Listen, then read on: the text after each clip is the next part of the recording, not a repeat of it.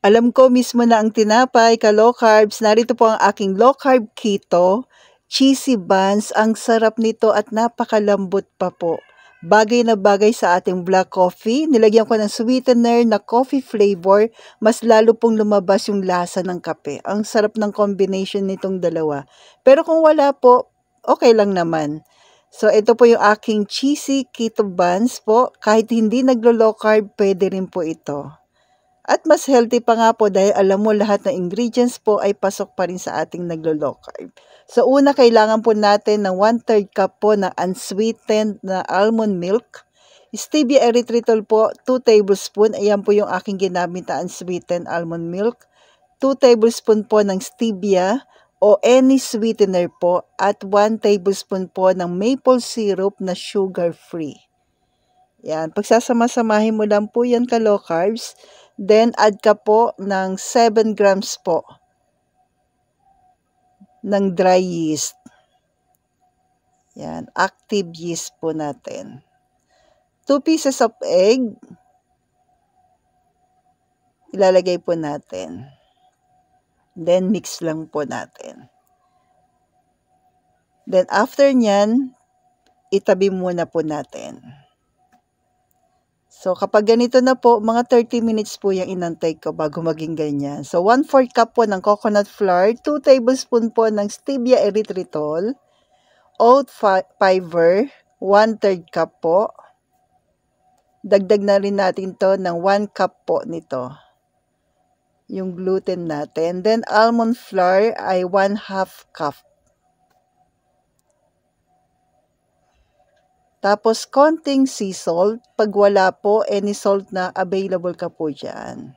Kahit Himalayan salt, basta asin. Then, mix lang po natin lahat ng ating dry ingredients. Then, mag-a-add po tayo ng ube flavor. Pero bago natin i-add, add muna natin ito po. Yung kanina na inihanda natin. So, dapat ganun na po yung itsura po nun, yung ating yeast.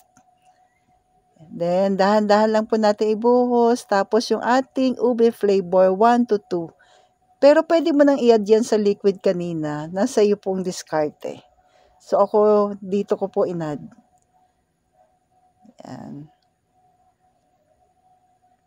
Pero, mas okay talaga. Naisip ko lang din sa huli. Sabay ganon. Mas okay in-add ko na sa liquid. Diba? Sabay ganon. Kasi, inisip ko naman kasi baka magkaroon ng ano po sa acting yeast. Pero okay lang naman. Yan. So, nasa inyo na pong diskarte po yan. Basta kailangan maging ube siya. Yung ating kulay ng ating bread. At kung umabot ka po sa part na ito at nagustuhan mo po ito, pa-like and follow na rin po and palambing na rin po. Pa-share naman po. Thank you and God bless. Salamat po. Then, mimix lang po natin maigi yan. So, ito po yung ating bread na kailangan talaga ng ating masahe po. So, mas maganda, mas matagal po para mas masarap. Nag-add po ako ng ube flavor. Then, mga 15 minutes ko pa po itong minamasahe. Yan, yung ating tinapay. Habang nag-preheat na po ako dyan ng oven. Pero add tayo ng 1 tablespoon po ng softened butter.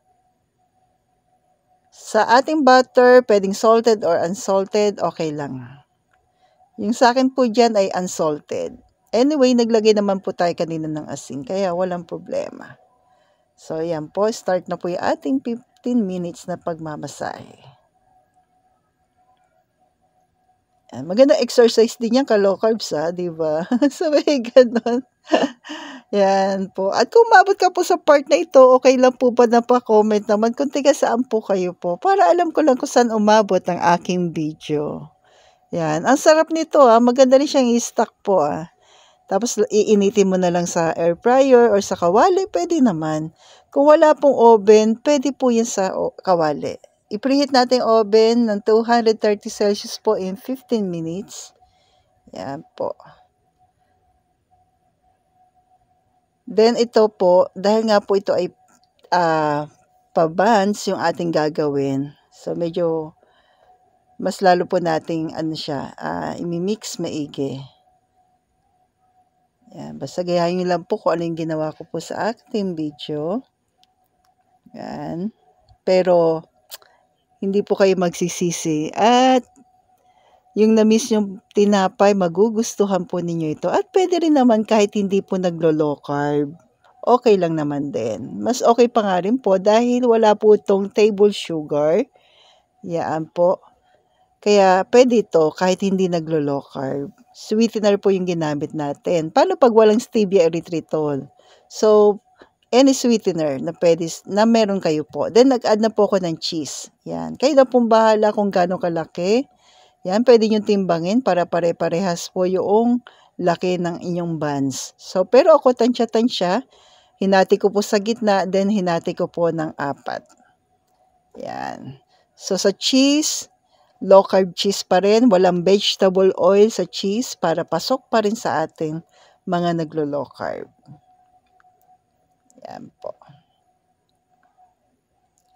So, ulit-ulitin lang po natin yung ating procedure. Yan.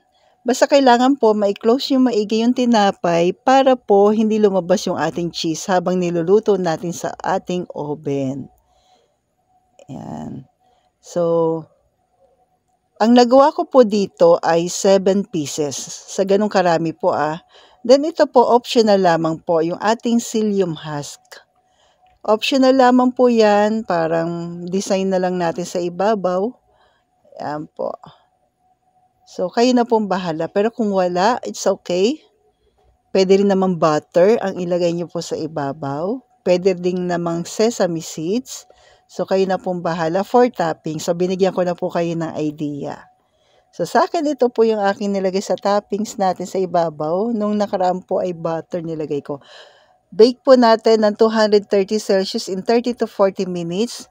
Pero dahil nga po iba-iba tayo ng oven, so toothpick check na lang po. So ito po yung aking healthy bread natin na cheesy buns po.